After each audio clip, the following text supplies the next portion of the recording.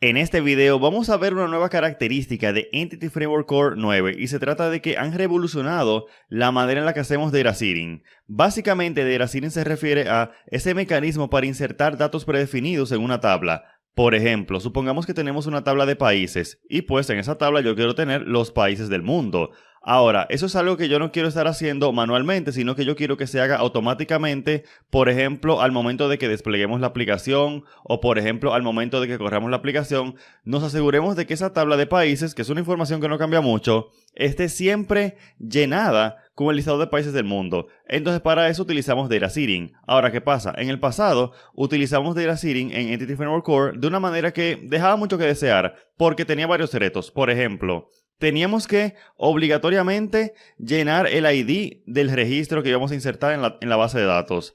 Esto puede ser un problema porque no siempre tú lo vas a tener a mano y quizás no es algo que tú quieres hacer en ese momento, sino que tú quieres que sea automático. Segundo, se te limitan las transformaciones que tú puedes realizar a la hora de generar esa data. Por ejemplo, si tú necesitas ir a un web API, consultarlo y traer una información y con esa información tú realmente llenar esa tabla de países, pues eso es algo que con el data seeding como se hacía antes en Entity Framework Core no se podía. Ahora con la nueva metodología que tenemos sí vamos a poder hacerlo. Veamos un ejemplo sencillo.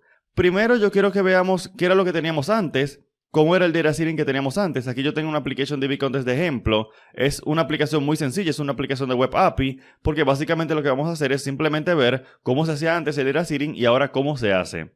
Pues como te decía, aquí tenemos este application DB Contest. Yo tengo este model querying por acá y mira cómo se hacía antes el data seeding. Yo decía model builder, entity, en mi caso es una entidad persona, y decíamos has data, que significa tiene datos. Y aquí yo le pasaba los datos que yo quería insertar automáticamente a través de una migración. Importante también destacar que esto era siempre a través de migraciones. Y pues teníamos esto aquí, nueva persona, ID 1 y nombre Felipe, por ejemplo. Fíjate cómo yo tenía que hardcodear aquí el ID. Y como te decía, esto tiene una limitación de que aquí adentro yo no puedo, por ejemplo, consultar un web API. Yo no puedo consultar la misma base de datos para obtener información y a partir de ahí llenar la información de una tabla tercera, de una tercera tabla. O sea, yo tenía muchas limitaciones o teníamos muchas limitaciones con cómo se hacía data seeding hasta Entity Framework Core 9. A partir de Entity Framework Core 9 tenemos una nueva metodología. Vamos a ver esto. Vamos a ver que yo puedo comentar esto porque era solamente un ejemplo. Y para utilizar el data seeding, yo lo que hago es que yo vengo hacia la clase Program. Ya yo tengo, por cierto, como te decía, Entity Framework Core configurado en ese proyecto de Web API.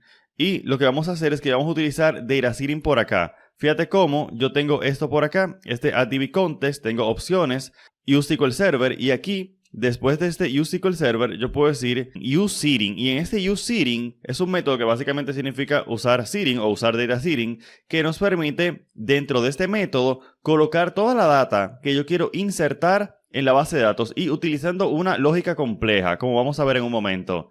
Sin embargo, te quiero decir que si tú quieres aprender más acerca de Entity Framework Core, compra mi curso de Udemy hoy mismo. Link con descuento a este curso en la descripción de este video. Muy bien, vamos ahora a utilizar este useSeeding. Vamos a hacer primero un ejemplo simple. Yo voy a decir acá context y vamos a utilizar aquí una variable de descarte porque no vamos a utilizar este parámetro booleano que está configurado automáticamente acá, sino que vamos a utilizar el DB Contest. Y ojo, muy importante que esto es el DB Contest, no es el Application DB Contest, sino el DB Contest. La diferencia está en que tú no vas a poder utilizar a través del DB Contest directamente como una propiedad, por ejemplo, propiedades como personas del DB Set, personas, sino que tú vas a tener que utilizar set. Vamos a ver eso, vamos a ver que no es la gran diferencia. Déjame cerrar este paréntesis por acá. Muy bien, y ahora yo voy a decir, por ejemplo, que yo quiero asegurarme de que tengamos a Felipe presente en la tabla de personas. Sin embargo, yo primero voy a verificar que no esté para si no está, entonces insertarlo. Así que yo voy a decir acá, var existe Felipe, igual a context. Como te decía, yo no tengo acceso a personas desde aquí, sino que tengo que decir set y pasarle la entidad, que en este caso es persona. Y déjame traer esto, tengo que importar entidades. Muy bien, punto. Any. Fíjate que no estoy utilizando any async, sino any. Vamos a hablar de programación asíncrona en un momento. Por ahora simplemente vamos a decir nombre igual a Felipe. Yo estoy verificando si en la tabla de personas existe ya Felipe. Si no existe, negación. Si no existe Felipe, si no tenemos ese registro en la base de datos, pues lo vamos a insertar. Y lo vamos a insertar como siempre lo hemos hecho. Context, set, persona. Muy bien. Y luego vamos a decir add. Y vamos a decir nuevo persona. Y yo puedo decir acá nombre Felipe. Muy bien. Y fíjate que no tuve que pasar el ID porque ese va a ser generado automáticamente en la base de datos. Y luego vamos a decir context save changes. Muy bien. Y ya con eso hemos implementado este método de useIding. Ahora, ¿cómo podemos utilizarlo? Hay varias maneras. La primera que vamos a ver es utilizando el update database. Vamos a ver algo. Vamos a ver que si yo vengo acá, yo quiero venir a SQL Server Management Studio, te quiero enseñar que mi tabla de personas, esta es la tabla de personas, está vacía, ¿cierto? Entonces yo lo que voy a hacer es que voy a decir acá, Package Manager Console, update database, y eso automáticamente va a ejecutar el método de useIding y va a insertar a Felipe en la tabla de personas. Vamos a ver esto. Excelente. Ahora si venimos acá, F5, tenemos a Felipe. Excelente. Te decía que íbamos a hablar también de la programación asíncrona, porque sabemos que es buena práctica utilizar programación asíncrona cuando realizamos operaciones I/O. Y vamos a ver que aquí estamos utilizando programación síncrona, no asíncrona. Pues resulta que básicamente el useIding viene en par, o sea, viene el useIding y también viene el useAsyncIding. Y esto es importante porque van a haber distintos métodos, los cuales van a correr uno u otro. Por ejemplo, el update database corre el useIding, no el useAsyncIding. O sea que vamos a tener dos versiones de nuestros métodos para hacer seeding, uno síncrono y uno asíncrono. Y sí, la documentación oficial de Microsoft nos recomienda que lo utilicemos en pares, que utilicemos uno y el otro. Entonces, vamos a venir acá y vamos a ver que para yo utilizar el useAsyncIding, yo voy a decir useAsyncIding. Fíjate que es otro método. Aquí yo voy a decir async, context, de nuevo, variable de descarte y el cancellation token por acá. Muy bien, y hacemos esto así. Cerramos acá. Excelente. Entonces, básicamente yo voy a hacer lo mismo que yo hice aquí, solo que voy a utilizar las versiones asíncronas de los métodos. Por ejemplo, any async, y aquí digo await. Muy bien, ya vemos que no da error. Y aquí vamos a decir await y save changes async. Y es básicamente lo mismo, hacen exactamente lo mismo, pero son dos versiones para el seeding porque en unas ocasiones utilizaremos por ejemplo, cuando hagamos el update database o cuando hagamos un ensure created, que lo vamos a ver en un minuto, o si utilizamos ensure created async, pues vamos a utilizar este seeding y por eso se nos recomienda que utilicemos ambos. Claro, si tú sabes, por ejemplo, que tú no vas a utilizar la versión asíncrona, te la puedes ahorrar. Sin embargo, la recomendación oficial es que las usemos ambas. Te quería decir que vamos a comprobar que realmente cuando hacemos el update database, el que se utiliza es el método useIding y no useAsyncIding. Vamos a ver esto. Si yo comento esto y vamos a decir que yo entiendo que solamente utilizaré la versión asíncrona, pues vamos a ver que si yo vengo acá y yo digo update database una vez más, vamos a ver que nos va a retornar un error. Y nos va a retornar un error porque el update database utiliza exclusivamente el useIding, como podemos ver aquí. Utiliza el useIding, no utiliza el useAsyncIding. Por lo tanto, si queremos utilizar update database en nuestros proyectos, cuando estemos en desarrollo, tenemos que implementar el useIding, no solamente el useAsyncIding. Y como te decía, aquí yo no tengo ningún tipo de limitación del código de C# que yo puedo ejecutar. Por ejemplo, yo puedo ejecutar funciones, yo puedo ejecutar web APIs, yo puedo hacer otras consultas. Fíjate cómo yo puedo aquí realizar una consulta a la base de datos. Ahora imagínate que yo utilizo este mismo mecanismo para ir a otra tabla, consultar datos y a partir de esos datos insertar la información que yo quiero insertar en la tabla de personas. O sea, yo no tengo limitaciones. Al contrario, como era cuando utilizábamos data seeding con la metodología anterior,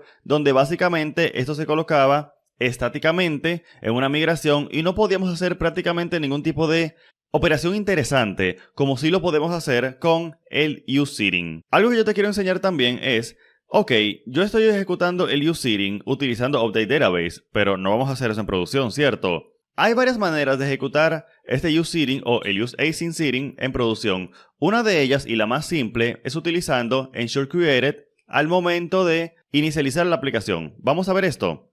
Déjame venir acá. Vamos a ver que tenemos Felipe, ¿cierto? Yo quiero borrar eso. Yo quiero hacer un truncate de la tabla. Perfecto, vamos a ver que ahora la tabla está vacía, ¿cierto? Ahora, yo lo que quiero es que cuando yo ejecute la aplicación, se ejecute este useSitting que tenemos acá. Vamos a ver eso. Para eso, como te decía, una forma es utilizar el ensureCreated al momento de inicializar la aplicación. No se nos recomienda que utilicemos el ensureCreated, por ejemplo, en un controlador o en un método que se vaya a ejecutar frecuentemente. No, o tiene que ser en un proceso fuera de la aplicación, que es una opción, es una muy buena opción por cierto, o tiene que ser al momento de inicializar la aplicación para que se ejecute una sola vez. Entonces vamos a hacerlo así, que es la manera más simple. Yo voy a decir aquí using, yo tengo que crear un scope o un contexto, var scope igual a app services create scope. Este scope aquí me va a permitir obtener mi application DB contest y por tanto ejecutar el ensureCreated. Vamos a decir acá var app DB context igual a scope service provider o proveedor de servicios get require service application DB context. Con eso yo estoy obteniendo el servicio application DB context punto y coma appdbcontext.database ensureCreated. Y dentro de este ensureCreated, que por cierto, fíjate que tenemos ensureCreated y ensureCreated async en caso de que queramos utilizar la versión asíncrona, pero yo voy a utilizar ensureCreated. Al ejecutar ensureCreated lo que se hace es que se verifica que la base de datos haya sido creada correctamente. Y entre los procesos que se ejecutan está el de ejecutar este useSitting que tenemos acá, es decir, se realiza el dataSitting que tenemos pendiente de hacer. Ahora yo voy a ejecutar la aplicación, no voy a ejecutar update database, sino que simplemente voy a decir control F5 para ejecutar mi aplicación y vamos a ver que aquí en la consola me sale que se está ejecutando la aplicación y fíjate incluso que me sale aquí que tenemos un insert por acá, míralo aquí, insert into personas, ahí se está ejecutando el query para insertar a Felipe. Vamos a ver que si yo vengo acá F5, pues como podemos ver tenemos a Felipe en la base de datos. Entonces, ¿qué te parece esa nueva metodología de .NET para poder utilizar dataSitting que nos da mayor libertad para ejecutar cualquier código que queramos al momento de hacer este dataSitting? Si quieres aprender más acerca de Entity Framework Core, compra mi curso de Udemy hoy mismo. Link con descuento en la descripción de este video. Muchas gracias.